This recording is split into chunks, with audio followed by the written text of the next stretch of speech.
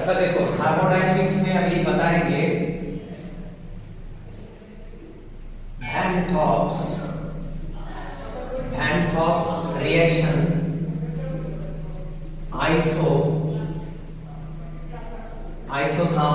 isotherm means temperature constant होगा,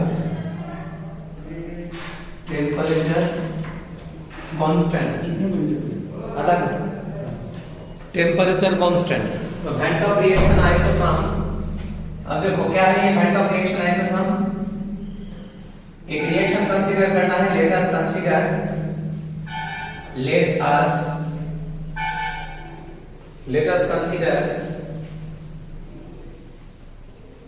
a general reversible reaction। एक reversible reaction consider करते हैं जैसे alpha A beta B reversible gamma C plus delta D, जहां पर ए और बी क्या है रिएक्टेंट, सी और डी क्या है प्रोडक्ट, और ये अल्फा बीटा क्या है mole of A mole of B mole of C mole of D. ये जनरल रिएक्शन है, इसको स्पेसिफिक भी कर सकते हैं, जैसे आप ये ले सकते हैं अमोनिया प्लस ऑक्सीजन, तो प्रोडक्ट क्या आता है nitric oxide plus water, balance करने से आता है 4 4 6 5। देखो यहां पर 4 क्या है अल्फा, 5 क्या है बीटा, 4 क्या है डेल्टा ये गामा, और 6 क्या है डेल्टा, और ए क्या है अमोनिया, बी क्या है ऑक्सीजन, सी क्या है NO और डी क्या है वाटर। तो ये स्पेसिफिक रिएक्शन है, बट ये क्या है जनरल। तो हम जनरल रिएक्शन लिया यहां पर, तो इसके लिए Van Hoff रिएक्शन आइसोथर्म क्या होगा, Van Hoff रिएक्शन आइसोथर्म। इसका एक्सप्रेशन क्या है, इसका एक्सप्रेशन है delta G is equal to delta G not plus RT ln pressure of C to the power gamma pressure of D to the power delta by pressure of A to the power alpha pressure of B to the power beta, मतलब product by reactant, product by reactant. और ये जो मोल है stoichiometry ये power में जाएगा, power में। तो ये कब होगा जब गैस फेज में होगा, प्रेशर कम। और यही एक्सप्रेशन को आप ऐसे भी लिख सकते हैं delta G not plus RT ln concentration of C to the power gamma concentration of D to the power delta concentration of A to the power alpha concentration of B to the power beta। Pressure term लो या concentration term लो, ratio same ही रहेगा, since we know that P equal to क्या होता है nRT, तो P equal to N/VRT, और N/V क्या है मोल पर लीटर, मोल पर लीटर को क्या बोलते हैं कंसंट्रेशन। तो प्रेशर के साथ कंसंट्रेशन का क्या रिलेशन है डायरेक्ट, मतलब कंसंट्रेशन का जो रिलेशन होगा प्रेशर का वही होगा, कंसंट्रेशन के रिस्पेक्ट में जो रेशियो प्रेशर के रिस्पेक्ट में सेम रेशियो सेम ही रहेगा। तो ये दोनों ही क्या है Van Hoff रिएक्शन आइसोथर्म है। आइसोथर्म मतलब टेम्परेचर क्या है कांस्टेंट, डेल्टा जी क्या है free energy change, delta G not standard free energy change, R universal constant, T temperature, और ये क्या है log base E concentration of product by concentration of reactant. तो ये हो गया इक्वेशन। अब हम यहां पर लेंगे एट इक्विलिब्रियम कंडीशन। इक्विलिब्रियम क्यों लेंगे, क्योंकि पहले रिएक्शन को क्या कंसीडर किया था रिवर्सल, ये क्या कंडीशन है इक्विलिब्रियम। तो इक्विलिब्रियम में डेल्टा जी का वैल्यू क्या होता है 0, ये डेल्टा जी का वैल्यू 0। अब ये 0 पुट करो तो ये इक्वेशन मॉडिफाई होके क्या होगा delta G is equal to, अच्छा और एक चीज बताइए यहां पर, ये कंडीशन पुट करने से पहले और एक चीज लिखते हैं, वो क्या है, ये जो एक्सप्रेशन है इसको ऐसे भी लिख सकते हैं delta G not plus RT ln QC। QC क्या है कंसंट्रेशन कोएफिशिएंट, कंसंट्रेशन का रेशियो, ये प्रोडक्ट बाय रिएक्टेंट इसको QC लिखते हैं। और ये वाला एक्सप्रेशन अगर लेगा तब ये हो जाएगा QP pressure coefficient, pressure ratio QP concentration ratio QC। तो हमने ले लेते हैं ये वाला एक्सप्रेशन, तो यहां पर आ जाएगा QC डेल्टा जी, और ये आएगा यहां से जो एक्सप्रेशन आएगा वो आएगा delta G equal to delta G not plus RT ln QP concentration coefficient pressure coefficient, pressure term होगा तो QP, कंसंट्रेशन टर्म होगा तो QC। तो ये हो गया Van Hoff रिएक्शन आइसोथर्म।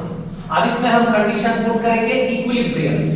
तो एट इक्विलिब्रियम क्या होगा, एट इक्विलिब्रियम डेल्टा जी क्या होता है 0।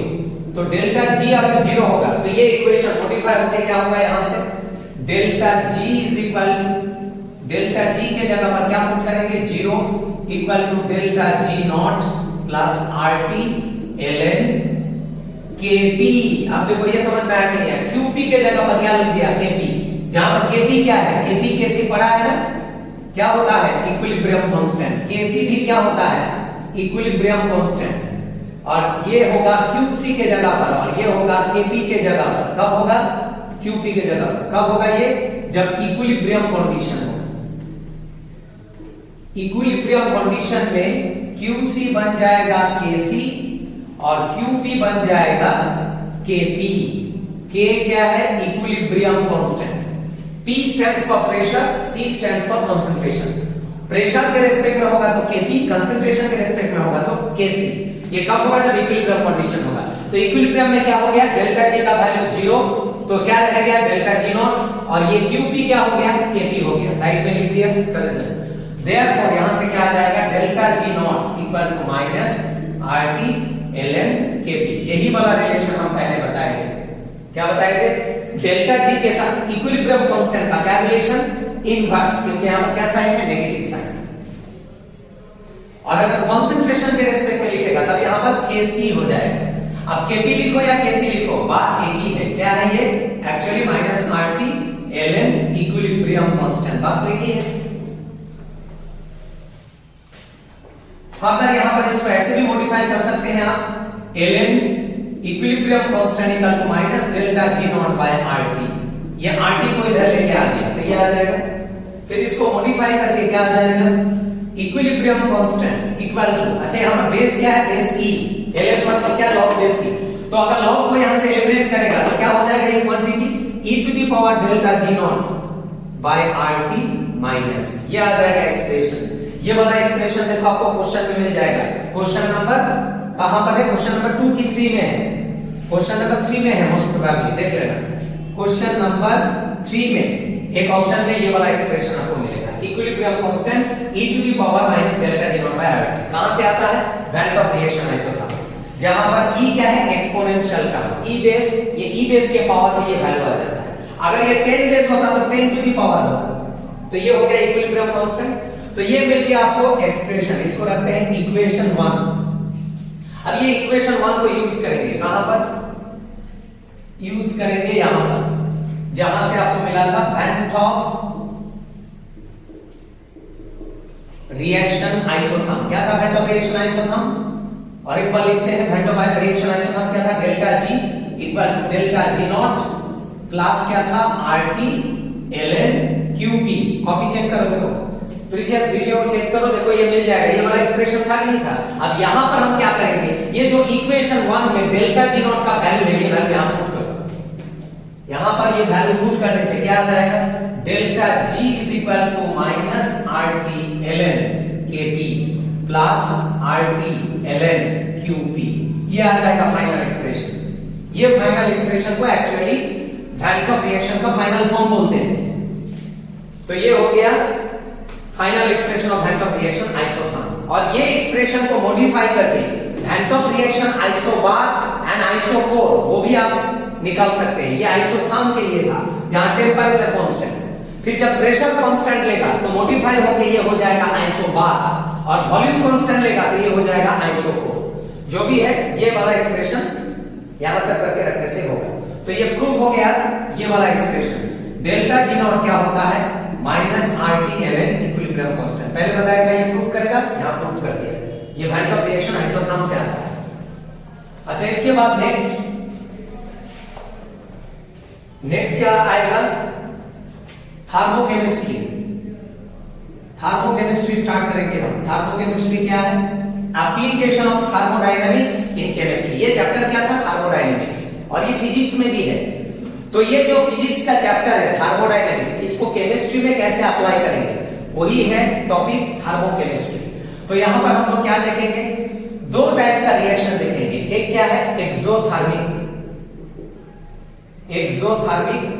और एक क्या देखेंगे एंडोथर्मिक। एक्सोथर्मिक एंडोथर्मिक, ये दो टाइप का रिएक्शन होता है एक्सो एंड एंडो। तो एक्सोथर्मिक रिएक्शन क्या था जहां पर हीट क्या होता है रिलीज्ड, हीट रिलीज होगा, और यहां पर हीट क्या होता है, एब्जॉर्ब। अब बताओ हीट रिलीज होने से बॉडी टेम्परेचर क्या होगा, बॉडी टेम्परेचर क्या होगा, इंक्रीज होगा, इंक्रीजेस। और हीट रिलीज होने से बॉडी टेम्परेचर क्या होता है, डिक्रीजेस। इसको समझा देंगे क्यों होता है, बॉडी टेम्परेचर डिक्रीजेस। एक चीज नोटिस करो, ये लेकिन मैक्सिमम स्टूडेंट ये सोचता है हीट रिलीज हो रहा है तो बॉडी टेम्परेचर घटेगा, लेकिन नहीं घटता है, बढ़ता है। उसका रीजन क्या है, देखो इसका एग्जांपल एक्सोथर्मी, जैसे बर्निंग ऑफ फ्यूल, जब पेट्रोल डीजल जलता है, आग जलता है जहां पर, वो क्या है, एक्सोथर्मी, क्योंकि वहां पर हीट क्या होता है, रिलीज।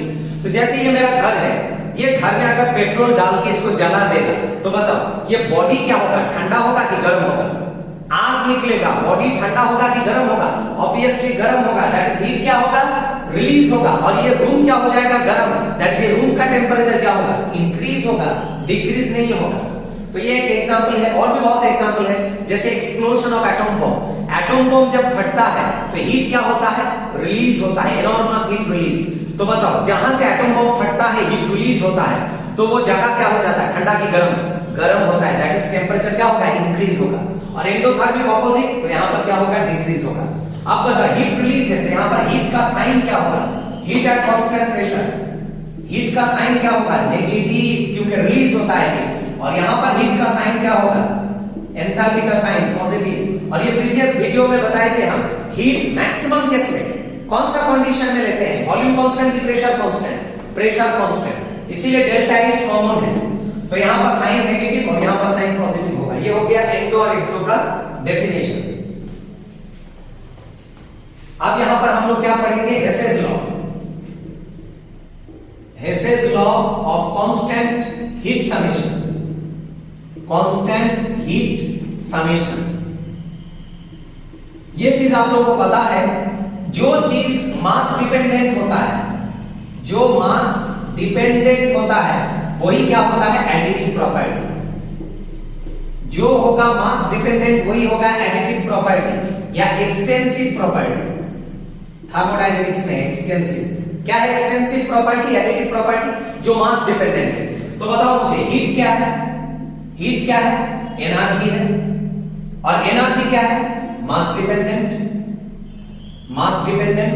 तो मुझे एक चीज बताओ, हीट क्या होगा, नॉन एडिटिव क्या एडिटिव प्रॉपर्टी, हीट होगा एडिटिव, एडिटिव मतलब सम होगा, इसीलिए इस लॉ का नाम क्या है, हीट क्या है, प्रोडक्ट की समेशन, समेशन, क्योंकि हीट क्या है, मास डिपेंडेंट, क्योंकि आप पढ़ा है Einstein equation E equal to mc square. ही क्या है, हीट एनर्जी, और हीट क्या है, मास डिपेंडेंट है, मास डिपेंडेंट। जो क्वांटिटी मास डिपेंडेंट होता है वही होता है एडिटिव। तो क्या है हेसेस लॉ, हेसेस लॉ क्या था, heat involved in a reaction occurring in a single step, occurring in a single step is equal to sum of heats। अभी बताए हीट क्या है, एडिटिव है, इसलिए सम होगा, sum of heats involved for the same reaction occurring in several steps, ये हो गया हेसेस लॉ का स्टेटमेंट। अब इसको हम एक्सप्लेन करेंगे एग्जांपल लेके। कोई एग्जांपल लेते हैं, तो ये हो गया statement, heat involve in a reaction occurring in single step is equal to sum of heats involve for the same reaction occurring in several steps. अब देखो एग्जांपल, जैसे ये रिएक्शन है, carbon plus half O2, product क्या मिलता है, CO plus half O2, product क्या मिलता है, CO2। देखो ये हो गया कार्बन डाइऑक्साइड का फॉर्मेशन दो स्टेप में, this is the step 1 and this is the step 2। दो स्टेप में कार्बन डाइऑक्साइड फॉर्म हो रहा है। इंटरमीडिएट स्टेप क्या है, कार्बन मोनोऑक्साइड, और फाइनली क्या मिलता है, कार्बन डाइऑक्साइड। तो यहां पर एंथैल्पी हीट अगर होगा x, और यहां पर एंथैल्पी हीट अगर होगा y, x joule y joule suppose. तो ये दोनों रिएक्शन को अगर हम सम अप करेंगे, दोनों रिएक्शन को अगर सम अप करेंगे तो क्या होगा, CO क्या हो जाएगा, कैंसिल, लेफ्ट एंड राइट। तो सम अप करके क्या आएगा, C हाफ O2 मिल के आएगा 1O2, और फाइनली आ जाएगा CO2। तो ये जो फाइनल एंथैल्पी होगा क्या होगा, ये दोनों का सम होगा x प्लस y। ये हो गया हेसेस लॉ। ये ऐड किया तो ये भी क्या होगा, ऐड, क्योंकि ये क्या है, हीट। हीट क्या हो जाएगा, ऐड हो जाएगा। तो क्या है स्टेटमेंट बताए थे हम, ये क्या है, heat involved for a reaction occurring in a single step is equal to sum of heats involved for the same reaction occurring in several steps।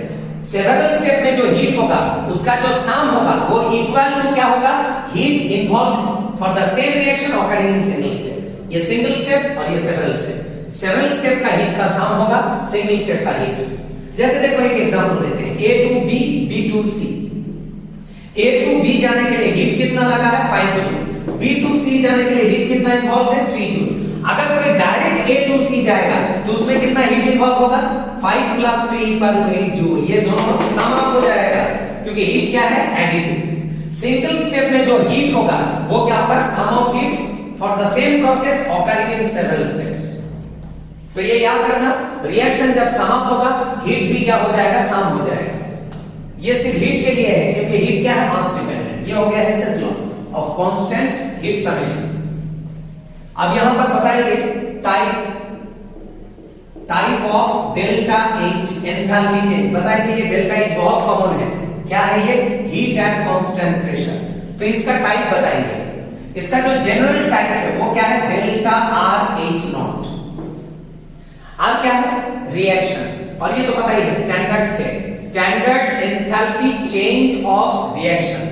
Standard enthalpy change of reaction. कितना लंबा चौड़ा नाम है, standard enthalpy change of reaction.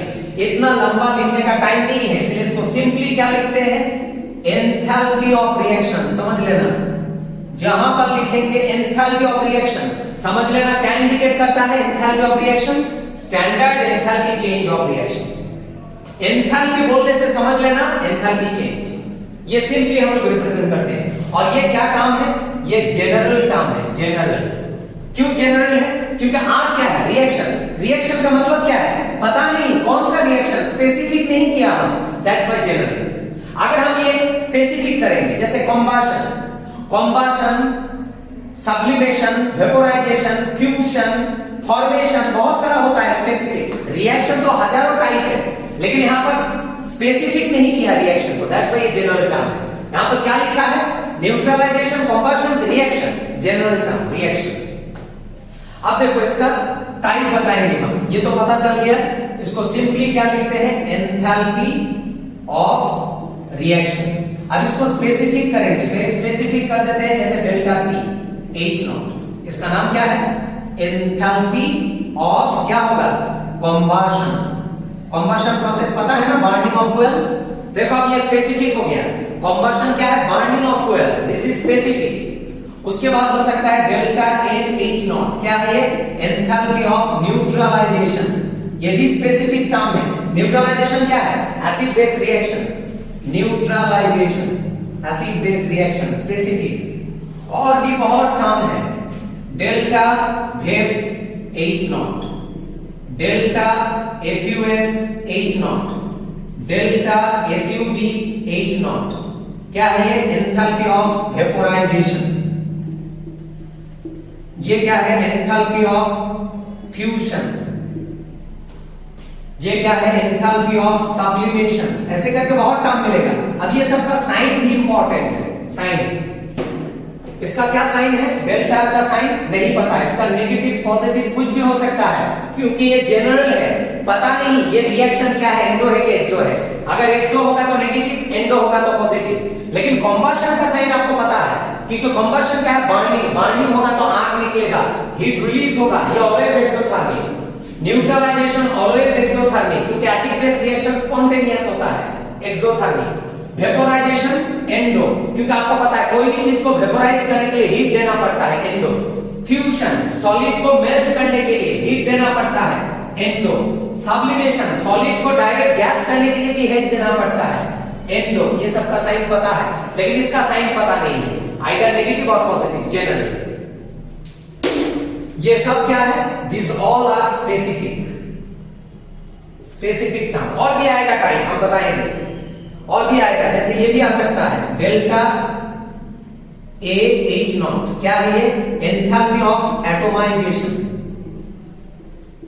और एक आ सकता है delta bond H not, क्या है ये? Enthalpy of bond dissociation, simply known as bond enthalpy, bond dissociation enthalpy. तो इसका साइन भी क्या होगा? पॉजिटिव। क्यों? ये क्या प्रोसेस है? एटोमाइजेशन। मॉलिक्यूल को एटम करने के लिए क्या देना पड़ेगा? हीट, बॉन्ड ब्रेक करना पड़ेगा। मॉलिक्यूल को एटम में कन्वर्ट करने के लिए जो हीट लगता है वही है, हीट रिक्वायर्ड होता है, दैट्स व्हाई पॉजिटिव एंडोथर्मी। और ये क्या है? Bond dissociation. बॉन्ड अपने आप डिसोसिएट नहीं करता है, हीट देना पड़ता है, ये भी endothermy. This all are specific, process specific. लेकिन ये क्या है? General term, reaction. अब एक चीज देखो, जैसे आप लोगों को पता है, क्या पता है? जैसे सेंटीमीटर क्या है? लेंथ। मीटर क्या है? लेंथ। किलोमीटर क्या है? Length. This all are specific length. और जनरल टर्म क्या है लेंथ का? जनरल टर्म है L. This is the general term of length. General term, specific term. तो मुझे एक चीज बताओ, सेंटीमीटर क्या है? लेंथ। मीटर क्या है? लेंथ। किलोमीटर क्या है? लेंथ। मतलब all fall in this category. जितना भी स्पेसिफिक टर्म है सब इस कैटेगरी में जाएगा। Specific in general, centimetre length, metre length, kilometre length. उसी हिसाब से देखो, ये एंथैल्पी ऑफ कंबशन क्या है? एंथैल्पी ऑफ कंबशन क्या है? Enthalpy of reaction. Enthalpy of neutralization, enthalpy of reaction. Enthalpy of vaporization, enthalpy of reaction. Enthalpy of fusion, enthalpy of reaction. Enthalpy of sublimation, enthalpy of reaction. Enthalpy of bond dissociation, enthalpy of reaction. मतलब ये जितना भी है सब क्या है? इस category में फॉल करेगा। तो ये क्वेश्चन एक बार आया था, कोई भी चीज अगर होगा वो क्या है? एंथैल्पी ऑफ रिएक्शन को ही इंडिकेट करता है, जैसे यहां पर बताया। तो ये समझ में आ गया? और भी यहां पर बहुत सारा काम आएगा, यहां पर लिख देते हैं, नीचे जगह नहीं है मेरा। और आ सकता है, ये टॉपिक के बारे में बताए थे, लैटिस।